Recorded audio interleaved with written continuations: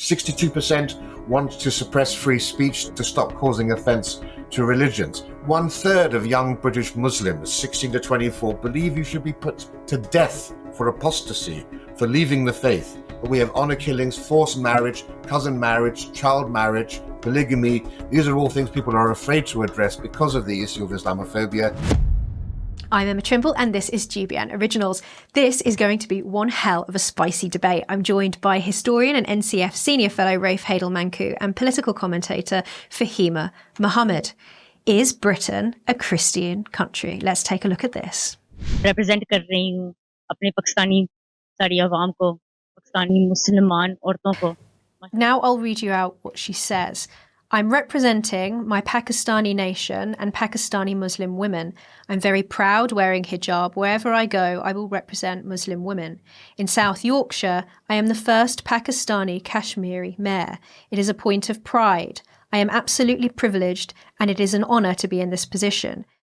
अल्लाह अज़्ज़ा व जल की वजह से, दीन की वजह से और मेरे माँ बाप की दुआ. So, Rafe, do you think it is acceptable for the mayor of any British town to say that they are representing a country from anywhere around the world?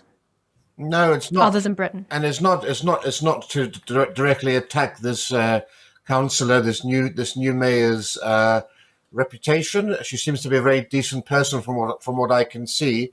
But what we're seeing is the disintegration of the United Kingdom, and increasingly it's being replaced by a United Nations. This country is far from becoming socially cohesive through diversity. Diversity is creating ethno-nationalist silos around the country, and that's deeply destructive to our nation. And we're seeing, I'm afraid to say, the sectarianism we associated with Northern Ireland being introduced to the British mainland. Liverpool and Glasgow used to be places where people voted along religious lines. That was thankfully done away with. And yet, thanks to mass immigration, we're seeing that re-imported into this country. And of course, this just follows on from a whole slew of recent other examples of this. Of course, people may remember the Leeds Green Party politician who shouted Allahu Akbar after he was elected. People may remember just now in the recent local elections in Burnley Central East, there was another councillor who was elected on an Islamic agenda and essentially putting foreign cultural practices, wanting to enforce segregation between men and women. So we're seeing essentially the creation of a rival culture to British culture. And it's critically important that we prioritize British culture over minority cultures. And if you really want to be an elected representative, you have to represent all peoples, not prioritize or seem to be beholden to one particular group. Fahima, this is harmful to British democracy, isn't it? I think this is democracy at its finest, to be honest, showing that we are not governed by one religion, one faith. And actually, there's strength in that. And the idea that there's a mere presence in office, threatens British values is very un-British, to be honest. She wasn't, talking to the British public. She was talking to a specific channel, which she sort of spoke in a different language because she's bilingual and she has various languages that she can speak. And yes, she's actually, worked in sort of office for many years as a mother of 3 daughters. I feel there's a double standard here that we need to call out. On one hand, people complain that Muslim women are oppressed, don't work, don't contribute to society. And then when there's a Muslim woman that does break those barriers, becomes a mayor, leads charities and serves her community, suddenly that's a problem too. Let's be honest, the issue isn't oppression, it's discomfort with a confident Muslim woman in public life. She's representing the British people. She was elected in 2021 by her constituent, and she's also talking to her constituent, which is also predominantly in that area, which is over 90%, which is British English people that are there. And yes, now she's been elected by her peers, but it shows that at the end of the day, that this is real democracy. And we are having to, understand that when we want integration, it needs to be allowed in whichever form it is, and it's not taken away from British values or culture itself.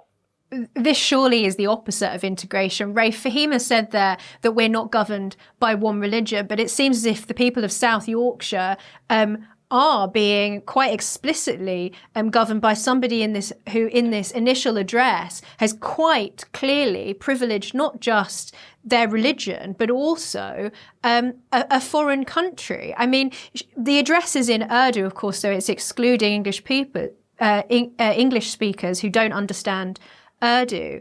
But as Fahima said there, that that she's addressing a specific demographic. It seems that the demographic that she's addressing here are Pakistani Muslims and not her constituents. And that's the crux of the issue. And this isn't about the fact that she's a Muslim woman. You know, I've been equally vocal about people like, Iqbal Muhammad, the independent Muslim vote MP, who has defended cousin marriage, for example. But what we are seeing essentially is the retreat of politics down to ethno-religious lines. And that's deeply divisive for any multiracial society as we are. And as I say, the politics of sectarianism are becoming very much a threat to the security of this nation, to the cohesion of this nation. And it's not also to say that these politicians are necessarily extremists in and of themselves, but by catering to one group and by seeming to be their representative in politics, they're displaying mixed loyalties and they're prioritizing, obviously, their Muslim communities. And it's always in an uncritical way. There's no willingness there seemingly to tackle the dark side of diversity that often finds itself in those communities, the failures of integration, and they essentially enable extremism and segregation and sectarianism and division. The people they represent don't want to be part of Britain, it seems. They want to essentially create a mini version of their homelands. And particularly in the case of this councillor, for example, she's from Rotherham. Rotherham, of course, was at the centre of the rape gang scandal, the greatest scandal of the 21st century. And you would think if she wants to be such a great representative for the peoples of her region, the Pakistani Muslim population, she would have spoken out vocally to distance her community from those atrocities. And yet I found no evidence whatsoever that she's made even one statement about that. And I would think the fact that she has chosen to stay silent on that issue, in essence, to help cover up and protect the Pakistani Muslim communities, reveals that actually when push comes to shove, her priority and the priority of people like her isn't the British people. The first priority is the Pakistani Muslim community. Fahima, what do you think of those online who have been commenting on this video saying that she's a colonizer and that this is Islamic colonialization of British towns? I think there's a distinction for people that speak like that. And there's definitely a terminology for it. Because again, it's not just, one person's responsibility to call certain things out. We always only report on one side. There were over 200 mosques that actually condemned the grooming gangs. There were many Muslims that speak out, but we're not actually addressing that. It's not her responsibility to speak out and find evidence. She's been working within the community for domestic violence, for, women of sexual abuse. There's a lot of things that she's done that's got her to where she is right now. We're not addressing that. And we're just making a lot of assumptions because of a particular faith. When we have the Polish, when we have the Scottish, the Wales, also, yes, it's part of Britain, but they also talk about their community and they actually express themselves, whether it's in their own language, then there's no uproar and outrage. I really do think it is a double standard of hypocrisy, regardless of what everyone's saying right now. And it's only because it's attacking, because it's a Muslim woman. I really do feel that, regardless of what anyone says, because she would not be a representative and speaking. Like I said, she was speaking on a particular channel. There are different channels that are here. She wasn't addressing the community. When she does address the community, it would be in English and it would be for the British society as a whole. There's no way that she would actually come on there and continue her job if she was only addressing one particular community. It's just not the way it goes. It's just that we, put a lens on just one specific kind of area of somebody, and then we just blow it up into saying that it's sectarianism, it's this, that, and the other. When other communities, we talk about it as, cultural sort of like diversity, and we are, praising that. But only when it comes to the Muslim community, it is always an outrage and an uproar. Let's just say maybe we should just call it for what it is. Britain does not want to be a democracy unless you see white, British people that are there in the forefront. Let's just remember that when it comes to Christianity, this particular country had reform and lots of laws, which is is against Christianity in the first place. And culturally Christian that people talk about, at the end of the day, that only includes when it comes to opposing another faith or just Christmas and Easter. I have a Bible with me. Tell me how many people actually has one, owns one, or reads one. That is the faith. That is what Christianity is about. And I'm not even part of that faith, but I respect it. And so there's many Muslim people that are working and doing.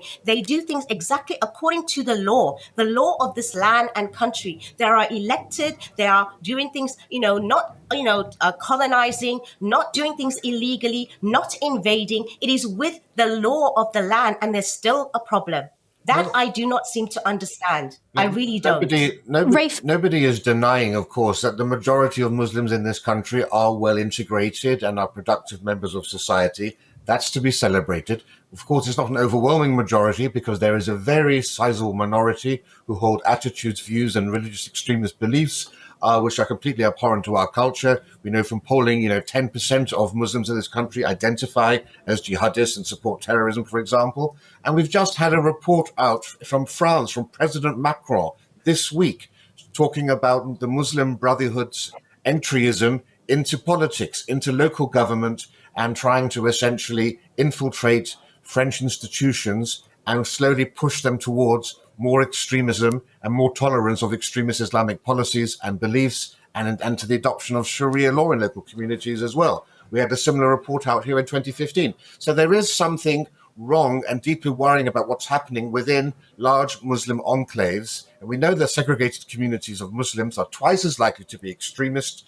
as those who aren't in segregated communities. And we have seen in the last election the politics of Pakistan being imported into Britain. We had Labour MPs cowering in their offices, too scared to leave. We had arson attacks with constituency office of an MP burnt to the ground, MPs putting panic attack buttons in their rooms because of the threat from Islamic extremism, which has become now a political movement. We're seeing it now, of course, with the Muslim vote, etc. That's why this is a very peculiar and particular problem, because Islam also has a political wing as well as a religious wing, and it does pose a threat to the cohesion of this country, particularly, of course, when you see the strife, for example, between Hindus and Muslims as well, as we saw in Leicester. So this is a very real problem, not to mention the corruption that, of course, is linked to a lot of the Red Wall area, the local councils, where we have postal votes, of course. There's a man, Raja Mia, the great whistleblower, has shown how many Muslim communities are actually corruptly faking the votes that are coming on with postal votes. There's a lot of issues here that are linked to the segregation of the Islamic community. Fahima, surely you can accept that a democracy can't accommodate all cultural diversity, because there are some aspects of certain cultures and the practices and beliefs and traditions of certain communities that are just simply not acceptable for modern Britain. Surely you can accept that there must be some kind of limits on what a democracy can tolerate, that there is a basic British culture to which those who want to participate in democracy and in public office should have to integrate into. I don't know what you're talking about when it comes to integration, because I see integration just because, people do actually have a certain belief system which is in coherence and cohesion with the actual values of Britain. And you just don't like to see it like that because you're seeing it from a particular group. Extremism exists in all different areas, not just in the Muslim. We see the far right rising, whether it's in Europe and in the UK, but we never speak about that. We also see the rise of Islamophobia. People don't even want to recognize that. But I can see right now that there is a fear, as you mentioned last time, of Muslims that are, whether they are practicing more, whether they are building mosques. It's a capitalistic state. At the end of the day, whoever has the more money and they go through the processes, they will have that. And it's within the law again and the rights. You talk about the extremism. Of course, there's extremism. But for me, no extremism exists in any faith, even if it's hijacked right? And at the same time, we are not addressing the real issues of the fact that the way in which the law is here, the legislation, and it is actually inclusive of all faiths. There's no such thing as what you're saying that, certain faiths don't have it. Then call yourself, something that's fascism or autocratic or authoritarian, where you just want one particular group to take over another. Your laws do not have that. Your laws are not even in line with Christianity. If you look at whether Britain even is a Christian country, look at what it really actually looks like to be in a Christian country, like the Vatican City, like Poland, where most people actually adhere to it. They don't have laws of, against blasphemy or marriage or even the assisted dying, because that's all against Christianity. So at the end of the day, when you want to talk about it, let's talk about it in real terms, and don't confuse things just because you want to, sideline and just put across one particular group, which is, again, like you said, a minority, but it scares you the most because we are actually, people that have a faith that we do follow. And yes, the Pakistani community is the majority. It does not represent all Muslims, and there are variations of it, but majority of them themselves, they are law-abiding citizens within the community. You go into Finchley Road, you go into certain areas, there is only Jews that have their own, kosher meat, they have their own policing, they have their own councils, they have everything, and there is no uproar and there's no outrage, about anything. It's just only when it comes to the Muslim community. We need someone to blame for whether it is any problem, any crime, any sort of discernment. Yes, it's easy to have a target of a Muslim when actually you go into your NHS, you go into majority of professionals, they do actually have a high collaboration when it comes to, or contribution to this country. Majority of the London itself is owned by Qatar Muslims. Majority of people that are even against Islam will go and even live in Dubai, a Muslim country. Why not Europe? Why not anywhere else? At the end of the day, we are not a culture or religion which is not cohesive, which is not of understanding, and we're not of same values. It's only people that want to create divide and hate. That's when they will talk in that kind of rhetoric and propaganda. When actually, if you talk about the faith itself, it has similar values, similar ways, and it's definitely in line with British culture. You want to call about certain individuals? Well, I can do the same on this, for example, extremism when it comes to the white supremacists or the far right or anything like that. And Fahima, you've packed an awful lot in there, so we've packed a lot in there, so I want to give Rafe a chance to respond. Rafe, let's just see if you could just tackle the core of that head on. Fahima's characterization of Britain as not being a Christian country, and arguing that Islam is compatible with British democratic culture. Well, the simple reality is Britain is a Christian country. We have an established church. We have an official national church in the Church of England and in the Church of Scotland. The King, of course, is supreme governor of the Church of England and defender of the faith. The sovereign is crowned in a Christian ceremony by the Archbishop. He is anointed as a sacrament akin to joining the priesthood with holy oil. We are, along with Iran and Britain are the only two countries to have clerics in their legislature. We have archbishops in the House of Lords.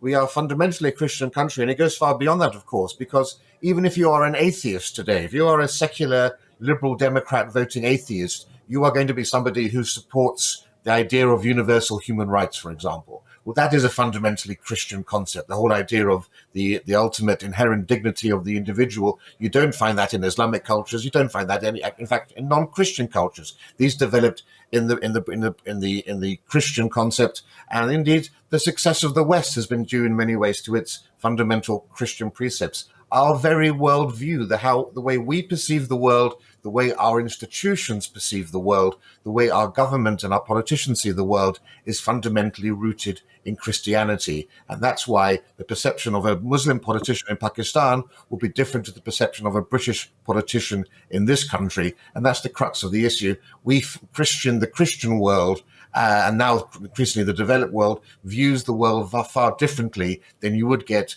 in the Islamic world, as we can see quite clearly from the politics that happens in those places. And look, no one is saying at all, of course, that all Muslims are bad at all, or Islam is not compatible. But there is a very significant problem here that we're afraid to address for fear of being accused of being Islamophobic. I'm afraid the reality is you have 52% of Muslims in this country believe homosexuality should be illegal. It's only 5% in the broader population.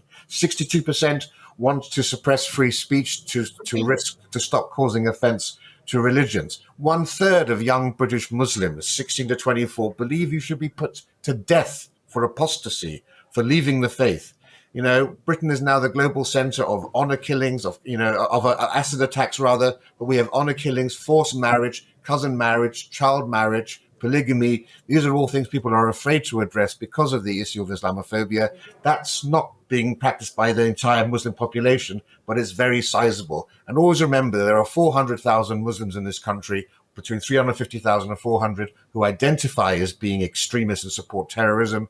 There are 40,000 jihadis on the terror watch list of MI5. 1 in every 100 Muslims is on the jihadi terror watch list. That's only going to grow exponentially as the Muslim population increases to perhaps under 20% by 2025. So potentially you will have a number of people on the jihadi watch list that's larger than the British Army. The number of people on the jihadi watch list is already larger than the number of Hamas fighters on October the 7th, larger than the size of the ISIS army in Iraq in 2014. These are real issues and real challenges we need to face, not to mention that 40% of the mosques in this country are run by the extremist Deobandi cult, which is what gave birth to the Taliban, and the majority of the prison chaplains who are Muslim in this country belong to this same extremist Deobandi sect. Those are the challenges of Islam that we need to face, and that is in no way a criticism of the well-adjusted Muslims who are an integrated and important part of British society. Fahima, isn't what Rafe has just described there, in your opinion, a problem for democracy? If you think that democracy ought to be inclusive of everyone, how can a democracy sustain itself against those whose cultural or religious beliefs are anti-democratic or do conflict with the values that you yourself are professing? Well, when it comes to blasphemy laws and things like that, we have to understand, and the things that Rafe has just mentioned, they're all Christian beliefs. It's not just Islamic beliefs. It's just that Christianity, was once a Christian country, and it was defined by the shape, which shaped the laws and crowned monarchs and controlled education and punished those who strayed from doctrines and things like that. And the kings ruled by divine right, but people could be jailed or executed for blasphemy. And obviously, think of Reformation when King Henry VIII made himself head of the King of Church, not out of spiritual awakening, but to consolidate political power. And that, pivotal moment blurred the lines between religion and state. So whatever you're saying was actually there. It's not just Islam, it's actually Christianity. And then later came the real change of Enlightenment and scientific revolution, which challenged Christians' monopoly on truth. And then the Industrial Revolution, where it was more urbanization, shifting people away from parish life and closer to modern secular thinking. So that's what we have right now. It's not Christianity, it's secular and more sort of like, pluralistic sort of rulings and legislation. And the real turning point in the 20th century was after the 2 world wars, including the Church of England, which declined a lot. And it came with a wave of legal reforms like abortion, legalized in 1960, homosexuality decriminalized in 1967, blasphemy laws abolished in 2008, same-sex marriage legalized in 2014. These weren't Christian-led reforms. They were won by secular campaigns in defiance of traditional Christian teachings. Now, when it comes to, meanwhile, in Britain becoming more diverse, religious, ethically, culturally, multiculturalism has always existed with, since the time where whether it was Britain colonizing or they brought people over here to help them build and have some sort of like way in which after the Second World War, even fighting even in the Second World War. That's why we have such a national fabric, whereas Christians may think that they dominate when actually the Equals Opportunity Act as well has said there's no real sort of like religion that actually rules, or none. It's everyone is seen to be equal. So today, Rafe. Britain is a secular democracy with Christian heritage and not a Christian country in law and in values or lived experience. And the distinction needs to be said when it comes to that. And at the end of the day, when you're talking about all these research and about the watch list and things like that. Like I said, there's even a huge amount more, whether it's the far right, that has been reported to prevent than anywhere else. Fahima, let's put this. When it comes to research and when it comes to sort of numbers, if you want to put a sort of a magnifying glass on one particular group, it's going to sound and scare everyone that we are. Fahima, let's put this to Rafe. Fahima, let's just put this to Rafe, because Rafe. If I could just make one point of clarification: 90% of the people on the terror watch list are Muslim. 90%. Right? This is not about equals. The far right is a minnow, is a molehill compared to the Islamist mountain. Rafe, you're a historian. What do you make of Fahima's historical account there? She took us through the full sweep almost of British history. What do you make of that? Well, I would say the fundamental point, of course, is that, yes, Christianity did have a reformation. We did go through the Enlightenment too. And the fact is, Islam hasn't done that. And that's where a lot of this comes down to, because, of course, the idea of a lot of extremists is, of course, to create a caliphate and to introduce Sharia law, essentially to go back to 8th century Islam when everything was perfect. And that was the ideal. And nothing is able to actually surpass what Islam had achieved in the 8th century or whatever. And until Islam can have its reformation and can actually benefit from the Enlightenment and go through those stages, as we did hundreds of years ago, Islam is not going to be, in my view, a religion that is able to embrace the principles and the compassion and the tolerance that Christianity has. And of course, let's remember, it was the Christian evangelical movement of the 19th century that led the cause for the abolition of slavery, for example. It was slavery is universal. It was the first time in human history that as a society had decided to make itself deliberately poorer in order to advance a moral good, enforcing an end to the slave trade on the seas, for example, with the West Africa Squadron. And it was the Christian evangelical movement, just a couple of miles from where I'm sitting here, is Clapham, where these chaps, that was unique to Britain and to the Protestant countries, it has to be said. And that also, you see that in terms of colonization, of course, you had people going around with the imperialists, but then you also had Christians who were there to do good deeds, for example. And those values that we regard as being intrinsically British and Western are all rooted in the Bible. Empathy, compassion, tolerance, freedom, equality. And those were values that we actually exported around the world. So places like Japan now have those values because they were part of Christianity's global reach. Now, look, my argument is that Britain is a Christian country. That's very different from saying Britain is a religious country. I would be defying the statistics if I was to say that Britain is overwhelmingly religious and that the indigenous population are at the church all the time. My point is that all of our worldviews have been shaped by Christianity if you were brought up in Britain and the West. That's why you have even dedicated atheists like Richard Dawkins now saying that he is a cultural Christian. He cannot escape his heritage and the way he brought up. It is the gift to the world of Christianity that it was able to develop in the West, the most advanced and the most unique civilization in the world, a civilization that has had unparalleled good and fundamentally created the modern world. And we should all be grateful for that.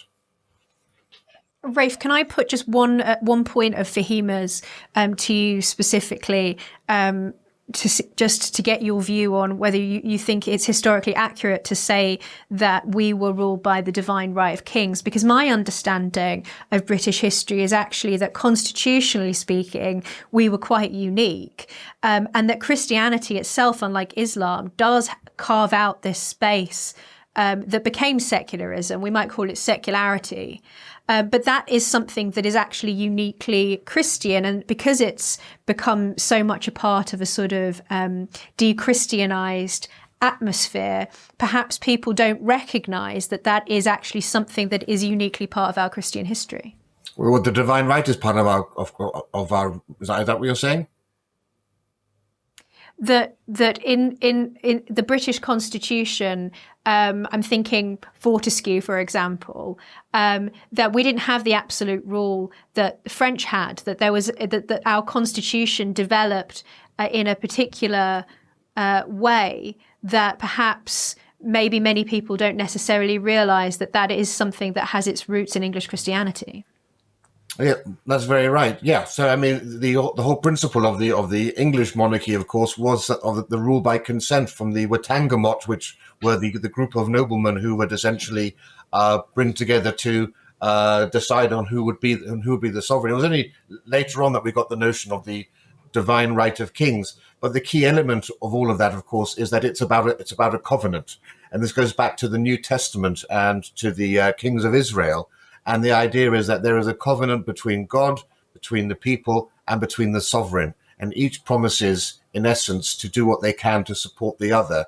And that unique nature of the covenant, which is fundamentally Judeo-Christian, is unique to European monarchies, and has placed upon the monarch that very Christian notion of having an intrinsic duty to look after their peoples and to improve their lot and improve their lives, and not to essentially be in it simply for themselves. And that's, I think, something which is very special to Christian monarchies. Fahima, would you say, listening to what Rafe has said there, that actually, Britain does have something more than just multiculturalism, more than just pure tolerance for people to integrate into, that actually there is a historical background there that is distinctively Christian, and that's something that should be respected by people, particularly who are in public office and are participating actively as representatives in our democracy? You know what? When it comes to modern British values, they're mainly post-Christian. Tolerance, equality, freedom of belief. These are they're not uniquely Christian. These are values found in many faiths and in none.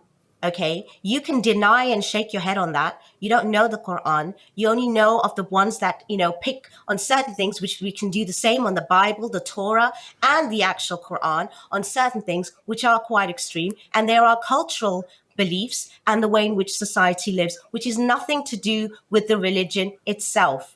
We have laws in this country and values and the tolerance, which we are all abiding by. Yes, in every crate, you're going to find some rotten apples, and you're going to obviously exacerbate them, certain groups to make it like as if they're the worst ones and we're the minorities that are actually causing the problems, when actually it's the complete opposite. Because if you were to think about even the minorities that bring so much to this country in such a small amount, that'll be something that no one wants to talk about, whether it comes to the actual, like I said, the contribution and the actual living every day amongst our neighbors and actually having the same values as Christians to look after thy neighbors. Even it's so unchristian the way in which the politics is run today when it comes to the hostile ways in which we look at immigration and wanting to see them as all criminals. And when it comes to the Pope and Christianity and priests that actually, are completely opposing all of this. And yeah, even if you want to say culturally Christian or whatever it may be, that again, it's more ceremonial. When it comes to real values, and if you really understood religion, not just your own, and only want to do that, it actually encompasses all faiths with the same values, regardless of even if people and some do not follow, they are dealt with. We are in a country with a justice system, which again, even within my faith, we have to follow the law of the land, and the one that doesn't, they have to be punished accordingly. And they are. And there's no two-tier system here, because I see just as much going on from, the left or the right when it comes to the actual justice system, when it comes to, putting people in their places, arresting and whatever it may be. And we also have to adjust it with case-by-case studies when it comes to that. But I just feel, again, there is just a huge kind of uproar and outrage when it comes to people that are showing their own diversity of their own identities in line with with British values. And again, speaking a different language, looking slightly different, having certain things that may not be for everyone, but also, talking to certain communities, which is part of their constituents, like a Polish would, like a Scottish or a Welsh would, then again, it's no problem, but only because it's Muslims. And they cannot come here and actually say that they want to rule or invade, or no one's trying to do that. We are just trying to live in line. We have the same opportunities, the same rules, the same sort of like ways in which of getting our education and developing ourselves and having the same opportunities. There's no such thing as we are taking over or doing certain things out of line. It's just that if certain people are able, like a Muslim woman, to be in a council and be a member and actually have the education and do it the correct way, what is the problem with that? There should be more British people then that are actually taking on these opportunities. Why are they not educating themselves? Why are they not going into higher education? Why are they not taking those positions? They are huge in numbers. They're huge in the same opportunities and values. Maybe that's what you need to address, not the ones that come here and try to abide and live in the same way. We are all doing exactly the same thing and we have the same opportunities. If other people rise and shine and do something better and do the exact same thing, and they are in power or position, they are not there to take over. They're doing it in exactly the same way as anybody else would. So again, that is a problem for me to see it in the way that you see it, but not the way that everyone else would see it. A final word to you, Rafe. Well, I would say for the third time, this is not an attack on the broader Muslim population, but what this is about is the increased sectarianism of British politics and the fact that the increasing rise of the Muslim vote, whether it be Muslim MPs or Muslim councillors, is enabling sectarianism. It's enabling division. It's enabling segregation. There is a reluctance to address or tackle the real challenges that I've already identified that exist within those communities. They are suppressed. That's one of the reasons we see the Labour Party, for example, so reluctant to have a national inquiry, trying to brush it under the carpet with these council-led inquiries, knowing that those councils, so beholden are they to the Muslim vote, won't actually do a proper investigation. And I'm afraid what we're going to see increasingly is an introduction of the politics of Pakistan to this country. More violence, more aggression, more intimidation. We saw it with the gangs of Muslims outside a Birmingham school, upset with the school curriculum there. We see it in attempts to pressure the Labour Party to pass a blasphemy law. We see it, of course, Britain is now the Western leader of Sharia law, and Britain sends out Sharia instructors to other countries right now. We're at a critical point in our history. The Muslim population is going to rise up to around 12 million potentially by 2050. And we need to make sure that we have a policy which will enable us to integrate those communities and deal with the more radical elements, which are only going to become a greater and greater threat. We can't be afraid to discuss this. We mustn't be silenced. We mustn't be accused of Islamophobia for trying to address, arguably, I would say, the greatest challenge this country faces, and that's the rising presence of a fifth column which seeks to overthrow our institutions and our structures, or essentially just create a separate state within the United Kingdom. Thank you so much, Rafe Heydel-Mankoo and Fahima Mahmood. And do let us know what you think in the comments. Don't forget to like and subscribe so you can stay up to date with all of GBN Originals content.